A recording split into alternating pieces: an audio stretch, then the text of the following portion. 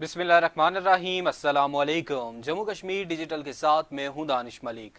अल्लाह रब्बुल इज़्ज़त से दुआ है कि पाक वतन को दुश्मन के शर से महफूज फरमाए, मुस्लिम उम्मा में इत्तेहाद पैदा करे और अहले फ़लस्तीन पर इसराइल के मज़ालिम का खात्मा हो, आमीन या रब्बुल आलमीन। बढ़ते हैं आज के खबरनामे की जानिब। वज़ीर आज़म आज़ाद कश्मीर चौधरी इनवारुल हक की ज़ेर सदारत आज़ाद कश्मीर में ईद उल फितर के दौरान इंतज़ामात को मौसर बनाने के लिए आला सतह इजलास का इनेकाद। इजलास में अमन व अमान की सूरत हाल का तफसीली जायज़ा लिया गया। इजलास में सीनियर वज़ीर कर्नल रिटायर्ड वकार अहमद नूर, चीफ सेक्रेटरी खुशहाल Khan, inspector general police Rana Abdul Jabbar समेत दिगर आला हुकाम ने शिरकत की। इजलास में ईद उल फितर के दौरान सिक्योरिटी के इंतजामात को मौसर बनाने के लिए हिकमत अमली का तयन किया गया। इजलास में वज़ीर आज़म ने चेन ऑफ कमांड मुकर्रर करते हुए तमाम मुतल्लिका महकमों को मुतहरिक रहने की हिदायत की। इजलास में ज़िला इंतज़ामिया और पुलिस को अवाम को हर मुमकिन तहफ़्फ़ुज़ फराहम करने, टीम वर्क के साथ काम करने, अवामी इज्तिमात की जगहों की सिक्योरिटी, मसाजिद की सिक्योरिटी, मजहबी हम आहंगी के फ़रोग समेत शहरियों की सिक्योरिटी को यकीनी बनाने, ईद के दौरान गिरह फरोशी को रोकने, सयाहों और शहरियों की हर मुमकिन सहूलियात फराहम करने की हिदायत की गई है। और इजलास में फैसला किया गया कि अमन व अमान के क़याम के लिए हर मुमकिन इक़दाम किए जाएंगे। इजलास में ईद के दौरान किसी भी एडमिनिस्ट्रेटर ऑफिसर को ड्यूटी स्टेशन छोड़ने से कबल मुतल्लिका आला हुकाम से पेश की इजाज़त लेना ज़रूरी करार दिया गया। जबकि आज़ाद कश्मीर भर में चांद रात के मौके पर हवाई फायरिंग और आतशबाजी पर मुकम्मल पाबंदी होगी। पब्लिक ट्रांसपोर्ट के किरायों की कड़ी निगरानी और जायद किराया वसूल करने वालों के खिलाफ कार्रवाई करने का फैसला किया गया। वन व्हीलिंग, तेज़ रफ्तारी और बगैर हेलमेट मोटरसाइकिल चलाने और तेज़ बहाव वाले दरियाओं में नहाने पर मुकम्मल पाबंदी होगी। इसके अलावा इजलास में किसी भी हंगामी सूरत हाल से निपटने के लिए दरियाओं, तफरीही मकामात और रश वाले मकामात पर रेस्क्यू को अलर्ट रखने का फैसला किया गया। वफाकी वज़ीर रेलवे हनीफ अब्बासी ने कोयटा में मुअत्तल होने वाला ट्रेन ऑपरेशन कल से बहाल करने का ऐलान कर दिया। कोयटा में प्रेस कॉन्फ्रेंस करते हुए वज़ीर रेलवे हनीफ अब्बासी का कहना था कि जाफर एक्सप्रेस कल पेशावर से कोयटा रवाना होगी और परसों कोयटा से सफ़र शुरू करेगी। बोलान मेल हफ्ते में 7 रोज़ चलेगी और ईद स्पेशल ट्रेन 29 मार्च को कोयटा से रवाना होगी। ईद के पहले 3 दिनों के लिए 20% रियायत रखी गई है। उन्होंने कहा कि जाफर एक्सप्रेस पर हमला दुनिया के बड़े वाक़यात में से एक है। कीमती जानों के ज़िया पर अफसोस है। हमले में 69 शहरियों को शहीद किया गया। दहशतगर्दों ने ज़बान, कौम और फ़िरक़ों की बुनियाद पर हमला किया, जबकि दुनिया भर ने इस हमले की मज़म्मत की है। और उनका कहना था कि मुल्क भर में जारी दहशतगर्दी पाकिस्तान के खिलाफ मनसूबा साजी है और हमारे लोग दहशतगर्दों को मामनत फराहम करते हैं, इसके लिए वो कामयाब होते हैं। और हनीफ अब्बासी ने कहा कि मुल्क की बहादुर सिक्योरिटी फोर्सेस को खिराज तहसीन पेश करते हैं। कबल अज़ीं वफाकी वज़ीर रेलवे हनीफ अब्बासी ने चेयरमैन महज़र अली शाह और CEO रेलवे अमीर बलोच के हमरा कोयटा रेलवे स्टेशन का दौरा किया और हमले से मुतासरा जाफर एक्सप्रेस की बोगियों का मुआयना किया।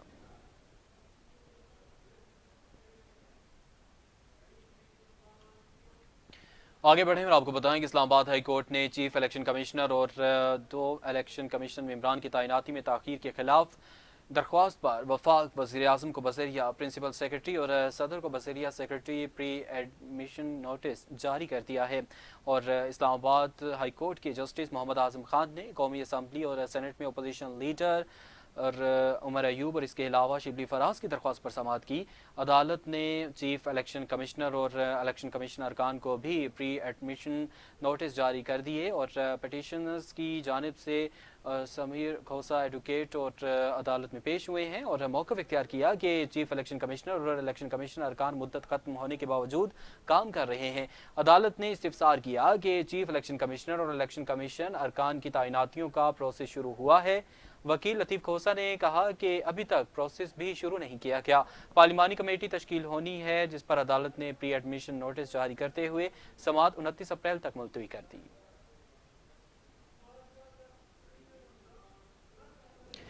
पाकिस्तान के space and primitive space research commission Sparco ने भी शवाल 1446 हिजरी के चांद की रोयत से मुतालिक पेशगोई कर दी।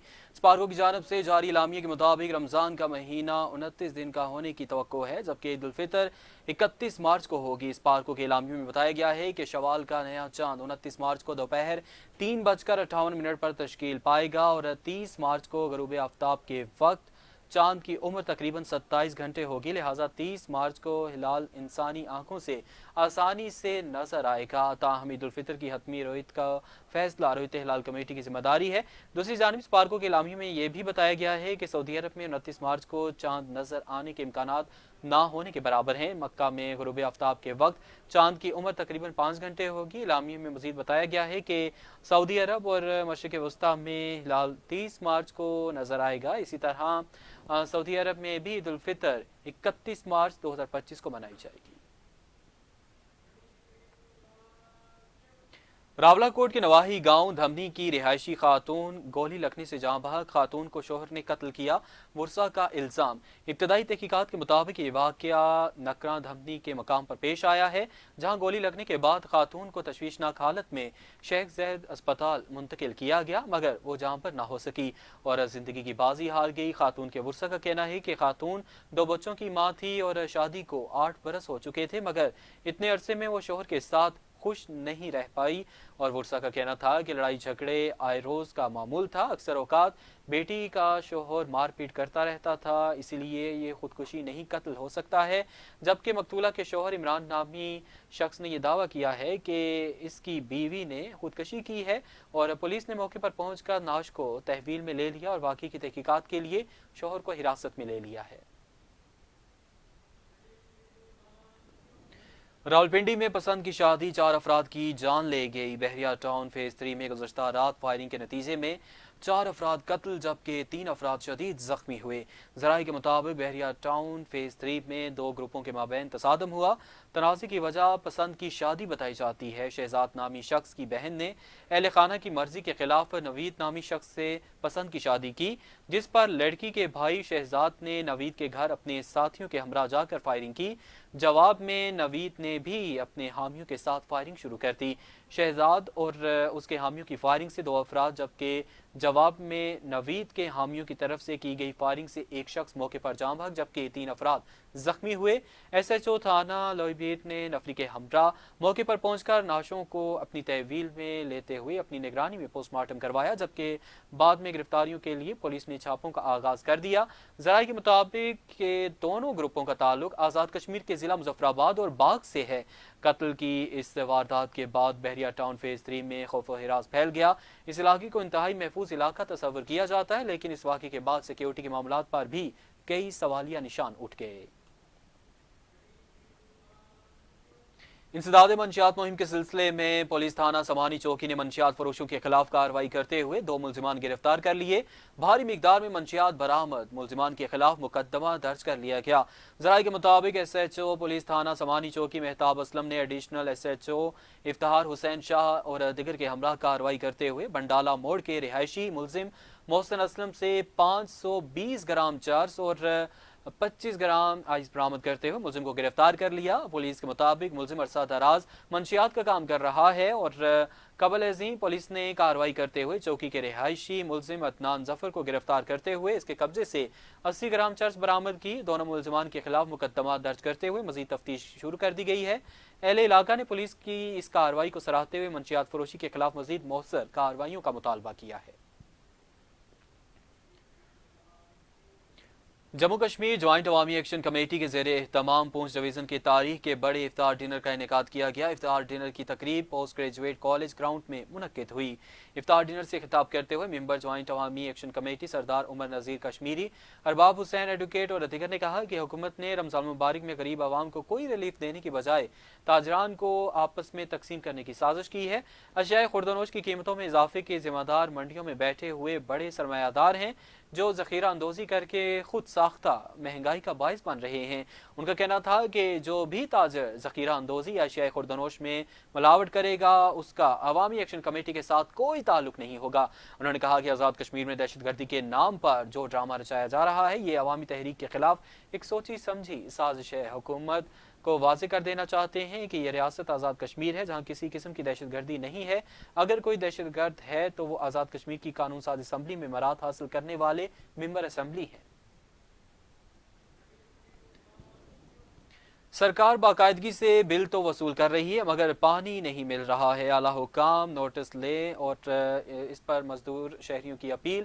راولاکوٹ ہاؤسنگ اسکیم کے رہائشی محمد بشیر کا کہنا ہے کہ میں غریب محنت کش ہوں، شہر میں محنت مزدوری کرتا ہوں اور ہاؤسنگ اسکیم میں کرائے کے مکان میں رہتا ہوں جہاں پانی کا کنیکشن تو لگا ہوا ہے مگر پانی نہیں مل رہا ہے۔ شہری کا کہنا ہے کہ محکمہ آب رسانی والے مجھ سے ہر ماہ پانی کا بل تو وصول کر رہے ہیں مگر پانی فراہم نہیں کر رہے ہیں۔ متعدد بار شکایات کے باوجود ہر ماہ بل موصول ہوتا ہے مگر پانی کا کوئی نام و نشان نہیں۔ شہری نے اعلیٰ حکام سے اپیل کی ہے کہ میرے گھر پر پانی فراہم کیا جائے یا بوگس بلوں سے جان چھڑائی جائے۔